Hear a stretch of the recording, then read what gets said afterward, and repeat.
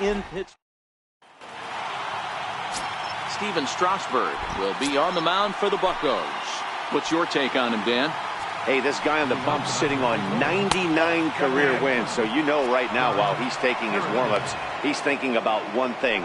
I need one more win to get to that magic century 100. That's a pretty big feather that you'll be able to put in your cap, and we'll see how he does in this one here today. And back-to-back pitches out of the zone to begin the evening. It's 2-0 now. And we are a long way from summer tonight, and even 40 degrees at first pitch. And he couldn't quite get high enough to pull that one down. It's into right center, a base hit.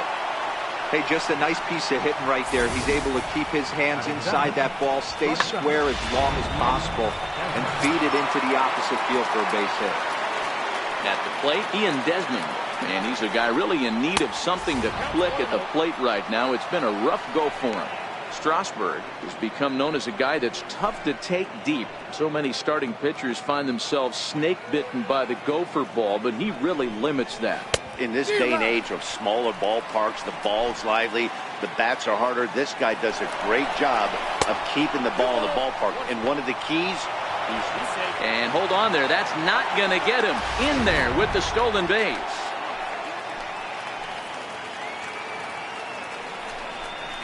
Even count of 2-2 to Ian Desmond. I think he'll be frustrated with himself about that swing. He was in a good hitter's count and ended up chasing one out of the zone. Now the count's even again. Got him swinging on the fastball there. Ian Desmond goes down for the first out of the game. And a fastball close, but ultimately ruled a ball. 1-0. A ball and a strike. 1-1. Misses, ball 2.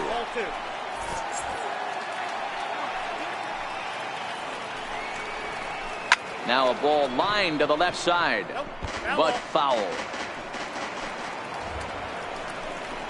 Fastball, strike 3 called as he couldn't pull the trigger, and there are 2 away. It's never a good look to strike out looking, but it's way worse when you do it with a guy in scoring position. Those are the times you really want to see a guy battle and at least put the ball in play. Jake Lamb is at the plate as he watches ball 1. 1-1 to count to Jake Lamb. Hey, he's not going to get away with that all day. He's got to find a way to get on top of that ball and bury it. Harrison stands at second with 2 gone. Oh, and he hammers it to deep right field. And trouble it is. It's down for extra bases. He's in at second safely as they jump ahead with a run scoring on the play.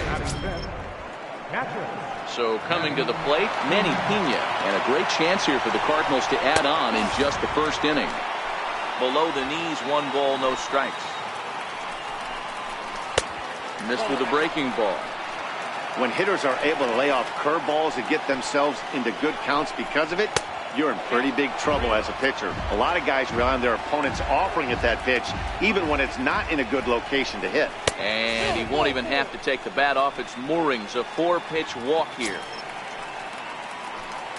Digging in now, Jesse Winker. And he's got that batting line up near the 300 mark entering play.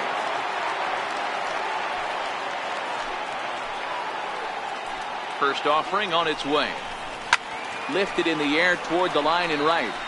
But this will wind up being a foul ball. Here comes the 0-1.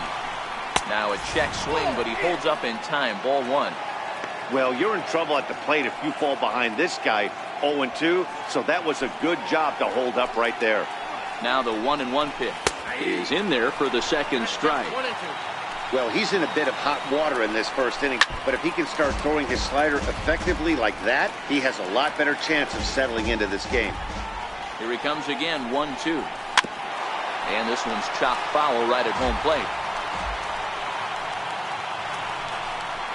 And a big strikeout there as they'll leave a couple of runners on base, and after a good start to the inning, they can't capitalize any further.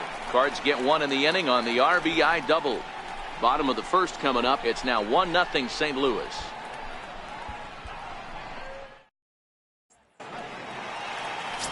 Francis Martes, a right-handed native of the Dominican Republic, will be the starter. Dan Plesac, what do you got? Hey, this guy's had a real solid season up to this point. ERA under 3.5, which is saying something in these high-scoring games we see now in the game of baseball. This guy knows how to pitch, and if he's on, he knows how to minimize the damage. He'll be fun to watch in this one. Into his windup, here comes the 1-0. Down the first baseline, but a foul ball, 1-1.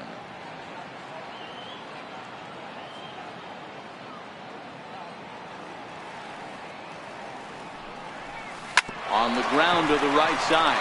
Bowers takes it in. And he's safe at first as he beats this one out by about a half a step. I know that has to be frustrating from a pitcher's standpoint. But nice execution, nice hustle. Bottom line, nice hustle. Pitcher's still one good pitch away from getting a double play. You know, D-Roll, one of the things you want to do is make quality pitches as a pitcher. And there's not much you can do right there. You make a pretty good pitch, and the next thing you know, you have a leadoff single on an infield ground ball. Standing in now, Jonathan Villar. As he'll take a look at the pitch too low, it's ball 1. And he comes in as a player to watch out for, hitting well over 300 on the season.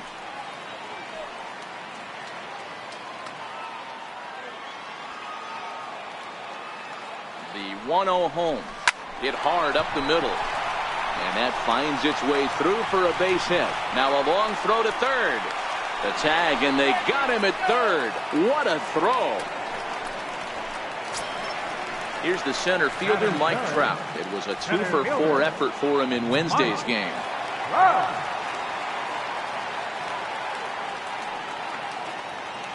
First offering on its way. There's a drive out toward the alley in right center.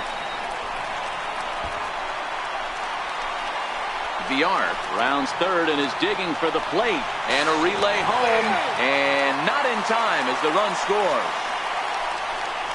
One team's dream inning is another team's nightmare, right? That's their third hit of this opening inning. This one a double. That's got to have the pitcher pretty upset out there, and the manager wondering how long he's going to go in this one.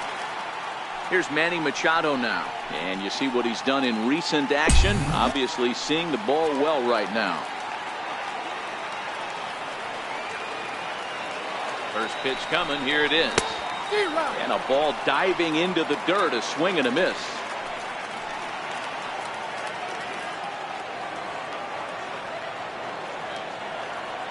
Machado now on 0-1. Outside for a ball, 1-1.